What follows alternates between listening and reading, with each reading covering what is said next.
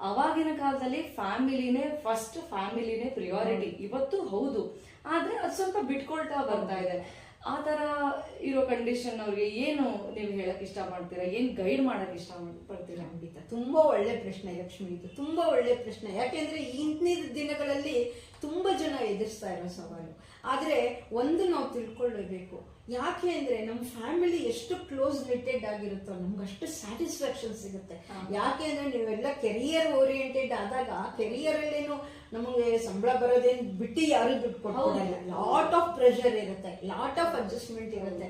ಅದೆಲ್ಲ ಮಾಡ್ಕೊಂಡು ಬಂದಾಗ ನಿಮ್ಗೆ ಒಂದು ಕ್ಲೋಸ್ ರಿಲೇಟೆಡ್ ಫ್ಯಾಮಿಲಿ ಅಂತ ಇದ್ದಾಗ ಏನಾಗುತ್ತೆ, ಯು ವಿಲ್ ಗೆಟ್ ಒಂಥರ ಸಮಾಧಾನ ಸಿಗುತ್ತೆ.